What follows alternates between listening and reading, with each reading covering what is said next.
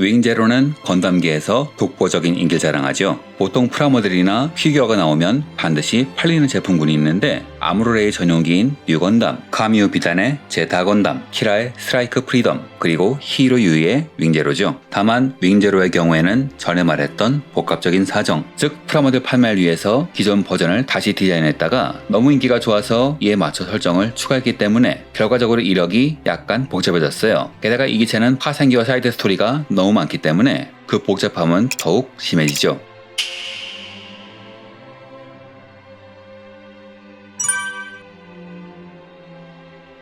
저번 영상에서 저는 TV판과 OVA판은 같은 기체라고 말했죠. 그런데 만화판인 패자들의 영광에선 둘이 다른 기체예요. 여기선 프로토제로라는 이름의 기체를 윙제로로 개수했다는 설정이죠. 이 작업을 지휘한 사람은 톨깃의 설계자 중 한 명이지만 윙제로의 설계엔 참여하지 않았던 하워드인데, 그래서 윙제로는 톨깃을 만든 6명이 모두 모여 만든 기체란 상징성도 있습니다. 프로토제로는 기본적으로 TV판의 윙건담과 동일한 기체지만 네오보드 형태일 때 부익이 추가되었으며 콕핏의 위치가 복부에서 EW판과 같이 흉부로 옮겨졌습니다. 이 작품에선 2대 윙제로가 존재하는데요. 하나는 닥터 제이가 만들다 실패한 기체, 또 하나는 프로토제로입니다. 즉 이 기체는 2호기인 셈이죠. 작중에서 윙제로를 몰던 트렌트가 듀오에게 패배한 후 자폭하고 남은 프레임을 피스밀론이 회수하게 되는데, 이때 이 프레임에 윙건담의 외장 일부 그리고 톨기스 플리겔의 날개가 윙제로에게 최고의 장비라는 제로 시스템의 제안에 따라 날개가 장착됩니다. 이는 EW판의 모습이 다른 이유를 나름대로 설득력 있게 바꾼 설정이지만 사실 그 전에 많은 시행착오가 있었어요. 어린이용 만화인 도기다 코이시판에선 마리 메이어 군과 싸우기 위해서 개조했다는 설정이 붙었는데, 작품을 보신 분들은 아시겠지만 작중에서 마리 메이어 군이 번개했을 때 이미 네 파일럿은 건담을 태형으로 보내버린 뒤였죠. 개조할 시간 같은 건 없었습니다. 그래서 그라운드 제로에서는 히로가 그냥 개조했다 란 설정이 붙었는데, 5 파일럿 중 건담을 가장 소모품 취급하는 이 친구가 그런 짓을 할 위인이 절대 아니죠.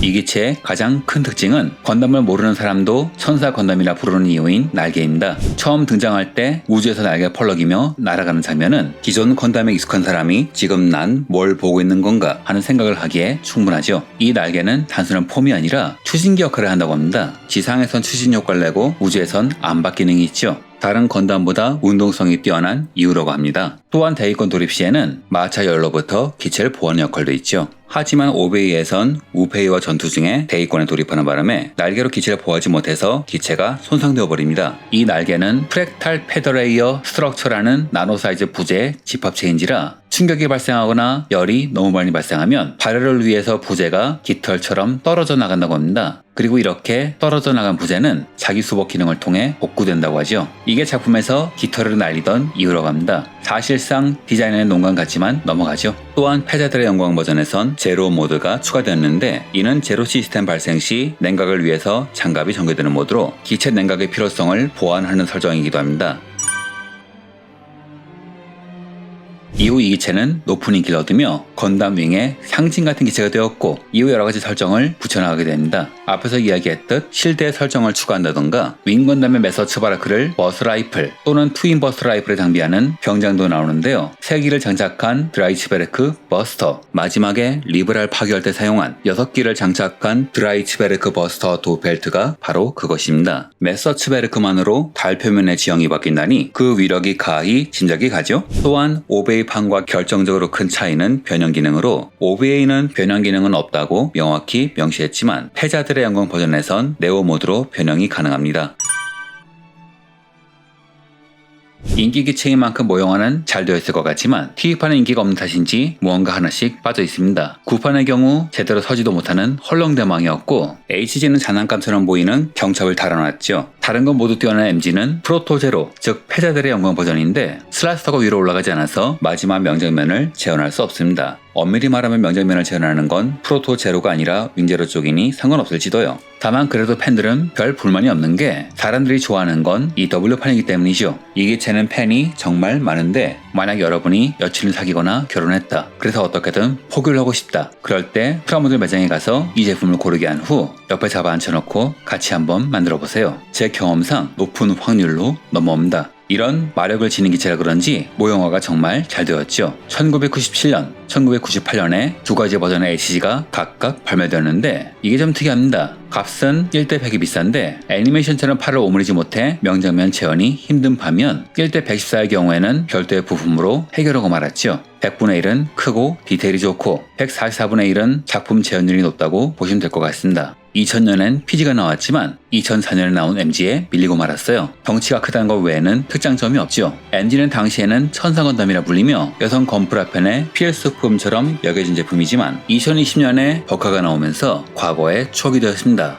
그런데 원래 가도키 하지메 디자인인데 버카가 따로 나올 필요가 과연 있나 싶긴 하네요. 제품의 퀄리티는 좋지만 초보자에게 추천하긴 어려운 제품인데요. 그래서 앞에서 말한 포교용으로서는 좀 아쉽습니다. 건프라 처음 만들면 던져버리기 딱 좋아요. 그럼 포교용으로는 뭐가 좋을까요? 2017년에 나온 하이 레졸루션 모델은 관절에 결함이 있다고 하고 알지도 품질 면에선 말이 좀 나오는 판이니 구판 NG나 귀여운 MG SD 정도가 좋으려나요? 전 개인적으로 모델러에겐 버카, 포교용으론 구판 MG나 MG SD를 권합니다.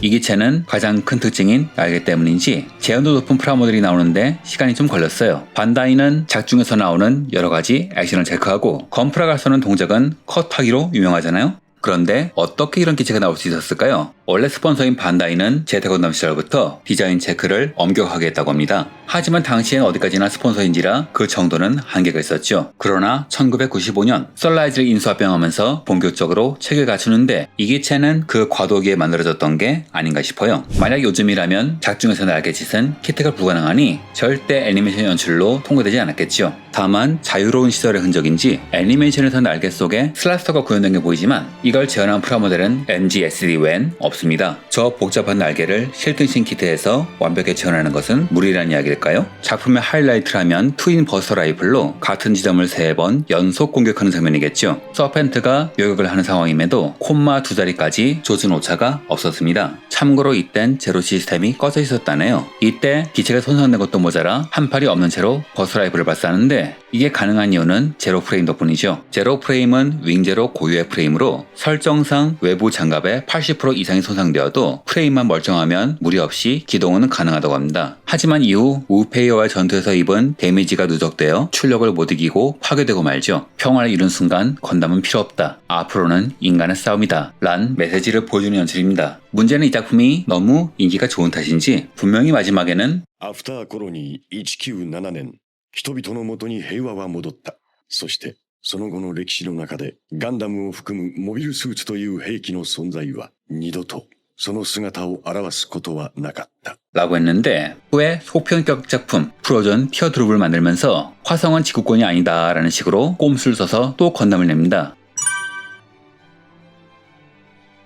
윙제로 EW는 너무 인기가 좋은 탓인지 여러 종류로 나눠지면서 여러분의 지갑을 위협하고 있습니다. 우선 TV판과 엔드레스 왈츠판, 패자들의 영광 버전, 그리고 소설인 프로즌 티어드롭에 나온 파생 버전인 스노우 화이트가 있죠. 이 기체는 닥터 제이가 만들다만 1호기를 개조한 기체로 적세력의 마즈 슈츠를 억제하기 위해 만들었죠. 특이점이라면 화성에서 운용하기 위해서 흰색의 나노 디펜서 망토를 장비하고 있습니다. 제로 시스템도 장착되어 있으나 이 기체는 항상 사용하는 게 아니라 위기 상황을 탈출하기 위한 필살기의 개념이죠. 무장은 카트리지식 버스터 라이플, 7색의 탄두를 탄 크로스보우인 지벤 츠베르크가 있습니다. 즉 스노우 화이트, 백설공주와 7난장이를 말하는 거죠. 이 탄두는 나노 머신을 사용하며 탄두의 색상에 따라 효과가 다릅니다. 붉은색의 로토는 화염탄, 파란색의 프라우는 초저온탄, 검은색의 슈바르츠는 바람의 특성으로 사선 범위에 놓인 적의 제어계통을 억제, 녹색의 그루는 식물 특성, 하얀 바이스는 번개, 은색의 즈이르바는 관통탄입니다. 이 세계관에선 건다뇽 합금 이상의 강도를 지닌 장갑이 존재하기 때문에 2탄의 나노머신으로 장갑을 부식시키기도 하죠. 금색의 골드는 내부의 나노 디펜서로 EMP를 발생시킵니다. 모빌 돌과 싸우기 위해서 만든 장비죠.